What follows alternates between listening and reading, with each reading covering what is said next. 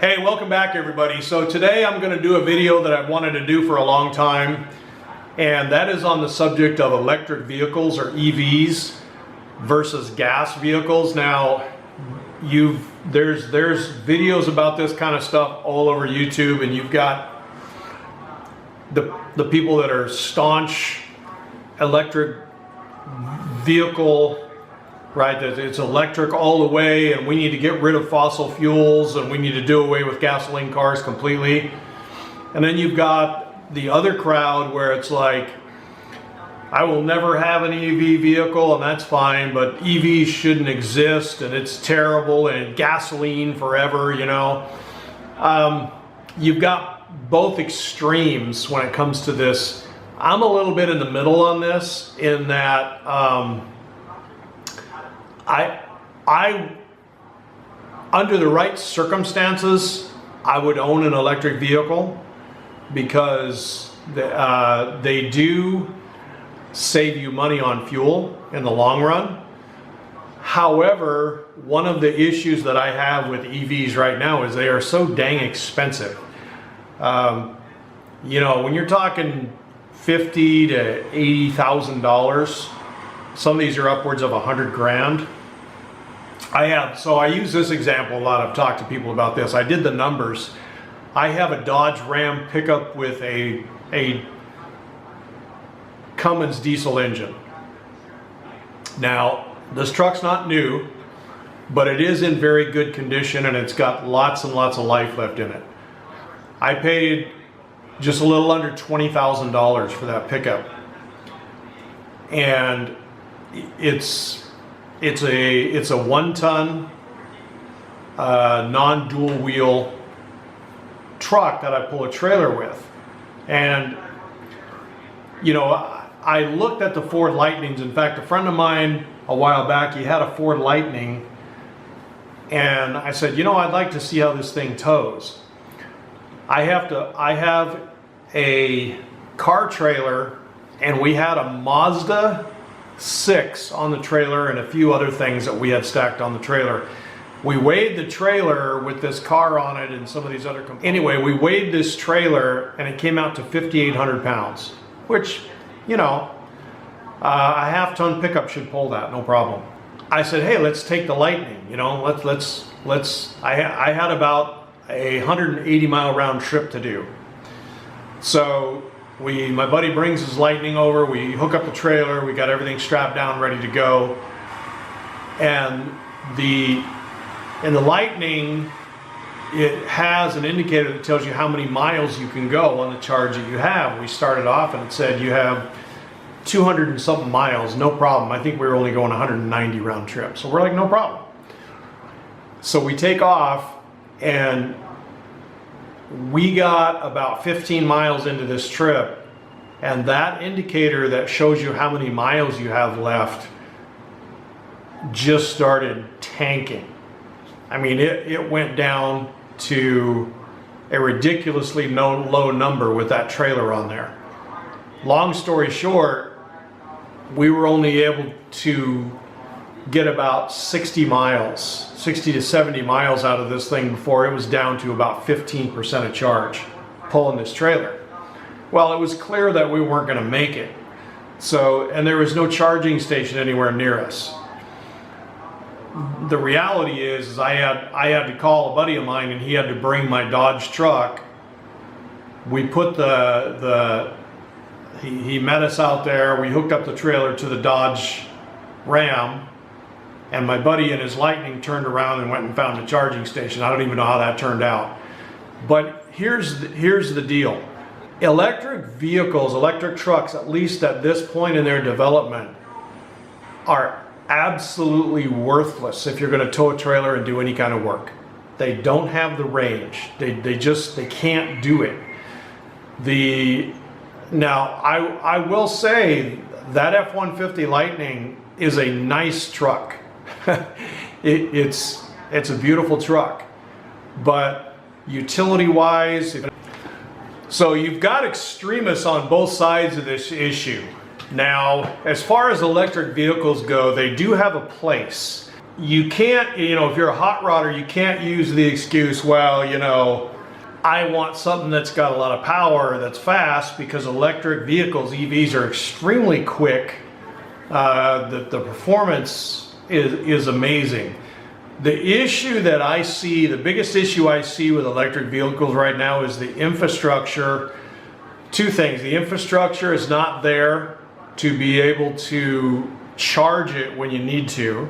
Let's say you want to go on an extended trip, or you want to pull a trailer, or you have work to do. When I'm working, pulling my trailer, moving vehicles, moving engines, or whatever I'm doing, I don't have time in the middle of my day to stop and charge a car for 3 hours. I don't know what the politicians are thinking when they think the average working man is going to be able to do that. Take 3 hours out of his day and charge his truck up so he can keep working. That's insane. When environmentalists and politicians stand up and say, oh, you need to convert to electric for all of your vehicles, they're just off in the weeds. They are completely out of touch with reality and what actually happens in a working man or working person's life. No, that's not gonna fly. Now, the other argument is, oh, well, electric vehicles save the environment. Well, if you add up all the numbers, it does take quite a bit of energy, and it does release quite a bit of CO2 into the atmosphere to manufacture an electric vehicle and an electric vehicle battery. But at the end of the day, if you look at the entire lifetime of an electric vehicle and the entire lifetime of a gasoline car or truck or whatever, the reality is, and this is going to irritate some of the old school guys, the reality is the electric vehicle is more environmentally friendly.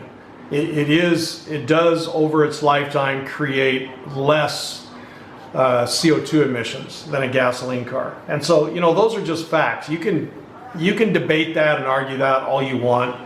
I've read just about everything that is available on this as far as facts and statistics go. I've been doing it for months before I decided to make this video. And the reality is that the EVs are better for the environment in the long run.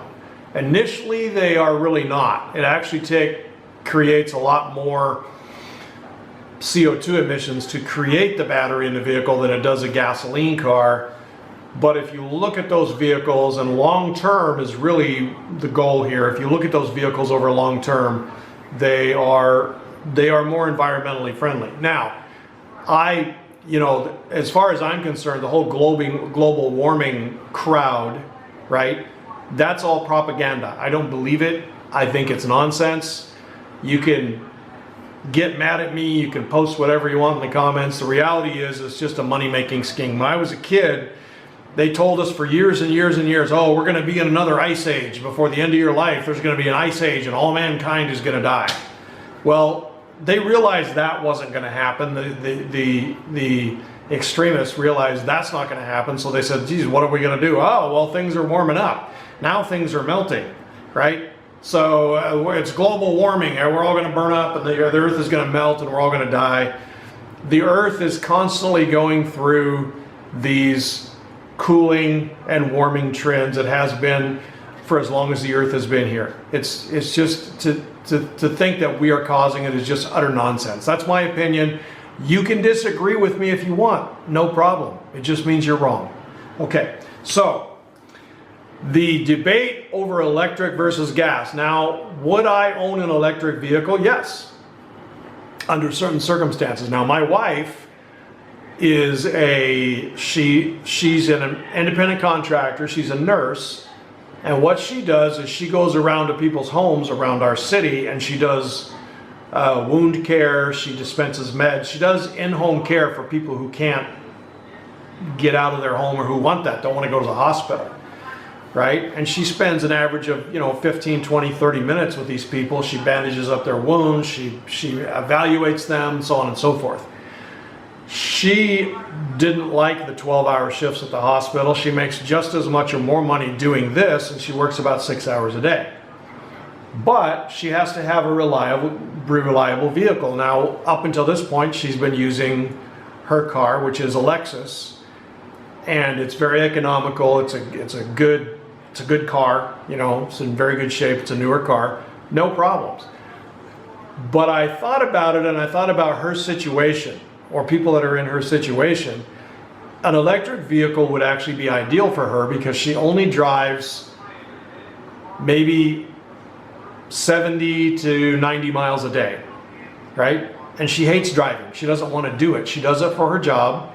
She uses her car as a utility tool for her job. And when she's done, I mean, she might go to the store in there somewhere or not, but that doesn't amount to anything. Well within the range of pretty much any EV, she would have no problem. She wouldn't have to stop and charge.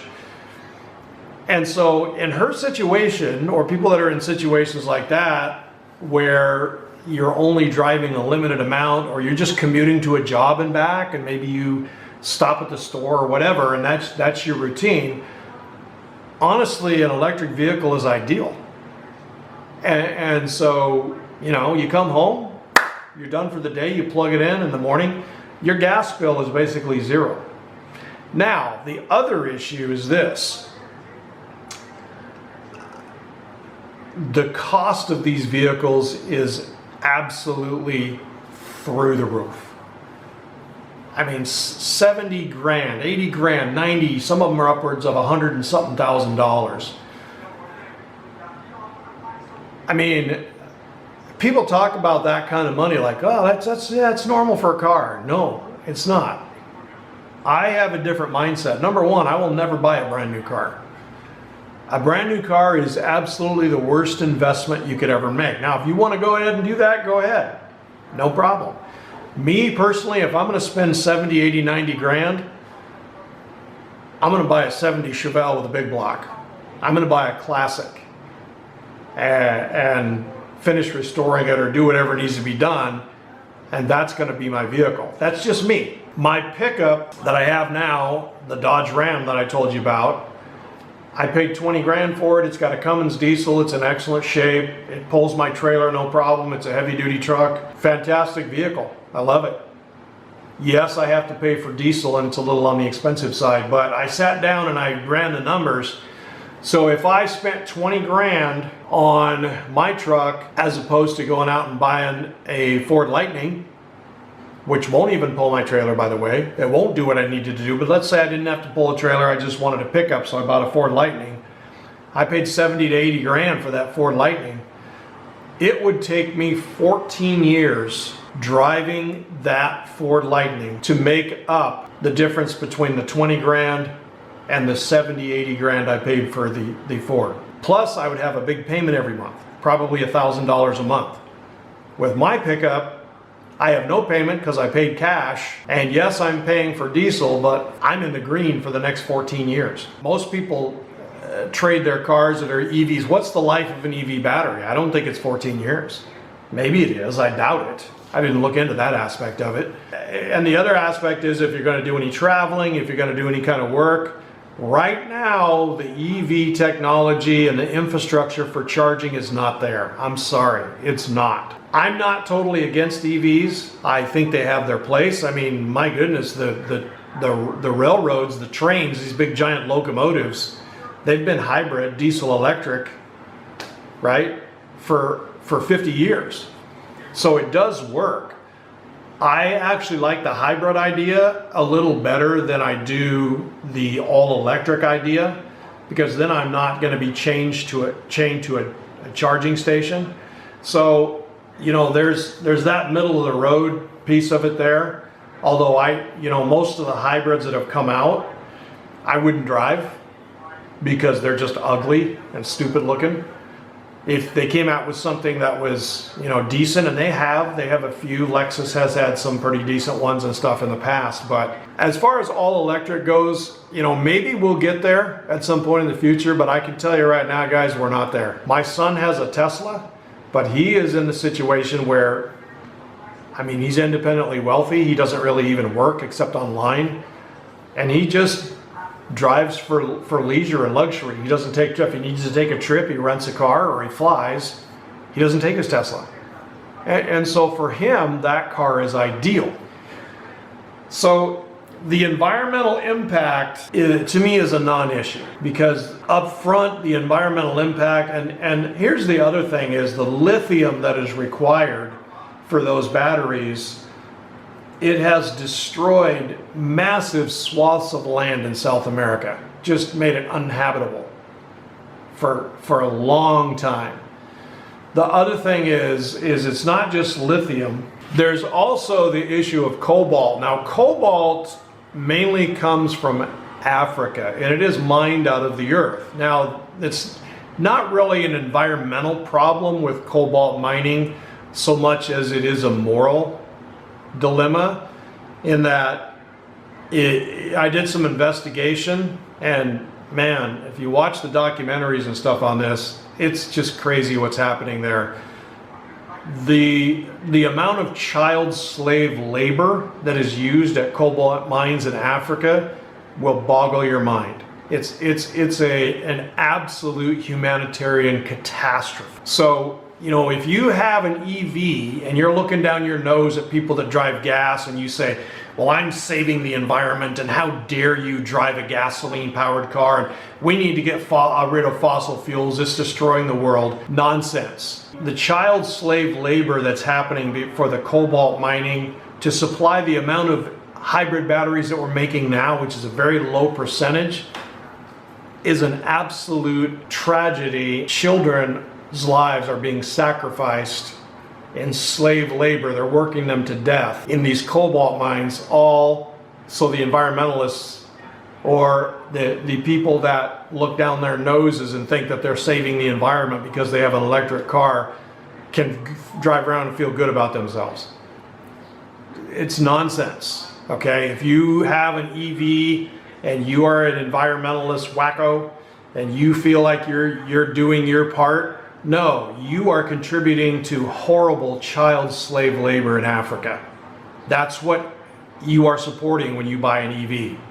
That is actually the number one reason that I will probably never buy one. The number two reason is it's worthless for any kind of work at this point. You can't pull a trailer with it. And the number three reason is the cost of the cars and the vehicles is outrageously expensive. I will never pay that for a work utility vehicle or a commuter car. I will never do it. A new Tesla, 80, 90 grand.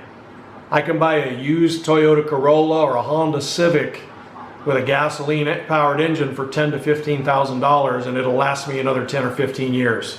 No problem. I can pay cash for it. I have no payment.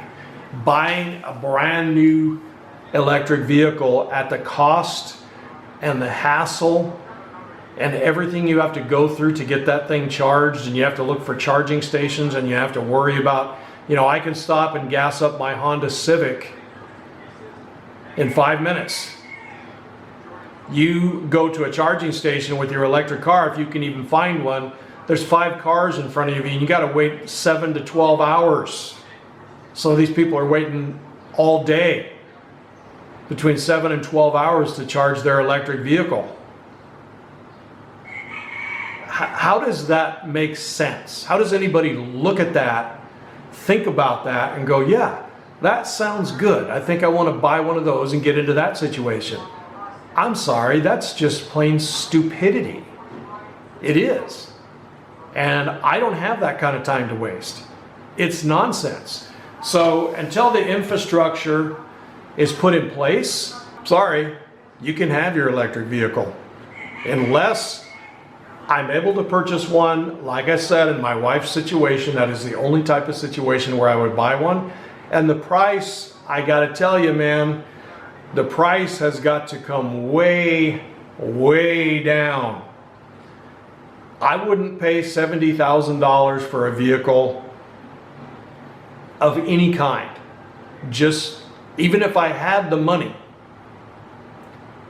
And I could probably swing it if I just, you know, financed it. But I will never do that because I've been in the automotive industry for many, many years. I know how these cars are built.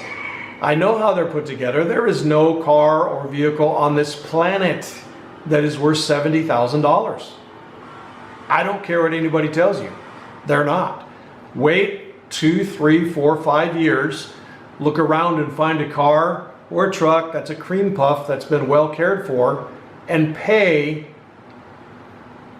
70-80% less for that same vehicle with 60, 80, 100,000 miles on it. My Dodge Ram had 120,000 on it. That truck was $65,000 when it was new. And this is going back. It's not a newer truck. That's that's 2008, I believe. I paid 20 for it with 110,000. That's a 500,000 mile motor in that truck. And the owner religiously took care of this truck. Pristine condition. It's like a brand new truck. So my advice to you young guys too, when you're looking at brand new cars, you know, these college, you're young, you're college age, you're out of high school, and for some reason society has told you, oh, you know, they make it sound like the only choice you have is to buy a new car. Well, you know, a hybrid 70,000, but you know, a new Honda Pilot is like 65, 70,000, 50,000. It's the same thing. No, it's not. I can buy one that's 5 years old. Well, you can buy a Tesla that's 5 years old. Why would I buy a Tesla that's 5 years old that costs almost as much as it did new? Because the value of EVs doesn't depreciate like a normal gasoline car, and the battery life is already half over with. Stupid. It makes no sense. So I hope this sheds some light on this subject. This is my perspective on it. And I mean, you guys can do what you want. You can say what you want. They don't save the environment. I'm sorry. They're a little bit better over the long run. But, you know, if you think that going all electric is going to solve our environmental problems, you just don't know what you're talking about. And you haven't done any research. How are you going to generate the electricity to charge everybody's? So if you look at the average amount of electricity it takes to charge, let's say 2 EVs per household, every year it equals the amount of having 7 air conditioners on your house. So let's say your house has 1 AC unit, 5-ton unit or whatever. Could you afford, and could our power grid handle every household in the United States adding 6 more AC units to their home and running them all night long every night? Could our power grid handle that? The answer is a big fat no. California has brownouts now. They can't even handle what's going on now, and they're not even using air conditioning in most of that state. So it's just ludicrous to think that this is going to save and solve the environmental problems. It is not going to. What happened when they tried to go wind and solar? Germany did it. They went all in, full-blown wind and solar. Shut all the coal plants down. Guess what happened? Well, gee, it got dark outside. Huh. It got cold outside. Huh. I guess we didn't think this through. There's no power in the grid. There's no wind. There's no sun. Guess what they did? They fired up their coal plants again. And the amount of electricity that was needed actually created more pollution than it did before when they were using coal and nuclear and some of these other hydroelectric, but they weren't able to bring that online. The only thing they could do is fire up their coal plants, and now it turned into an environmental catastrophe in Germany, and the only thing that resulted from them going all wind and solar was the price of electricity tripled for the average person, the consumer. Well, that's just idiotic. I'm sorry. It's not going to work. So, you know, politicians are stupid. I'm sorry. They are. They don't understand reality. They live in a bubble. Their life is shielded. They don't pay bills like we do. They don't pay taxes. They don't worry about, well, where's my, how am I going to pay my mortgage? They don't worry about any of that. They don't live in a working man's world. They live in a fantasy world. It's where they imagine this utopia, and they don't think about any of the logistics of getting to where they want to go. They just say, this is what we want it to be like. And so regardless of what is happening now. We're just going to orchestrate everything so that our world looks like this. And the reality is, getting rid of fossil fuels, how are you going to fly a plane? You going to fly in an electric plane? How are you going to push a container ship across the ocean? You're going to put hundreds and hundreds and hundreds of truck containers on a ship and then unplug it and say, okay, you're all charged, let's go. That's absurd. It is just utter nonsense. A $70,000, $80,000 electric Ford Lightning truck will not even pull a 5,800 pound trailer 70 miles. What a joke. They better figure it out. So if they really want everything to go all electric, they need to figure out the grid, and they need to figure out how to make that thing so it can pull a trailer, so a working man can work 12 to 15 hours without his truck dying on the side of the road and having a diesel Dodge Ram come and take his trailer. That's my perspective on it. I hope this helps give you some insight on it, and I will talk to you very soon, I promise. Thanks for watching.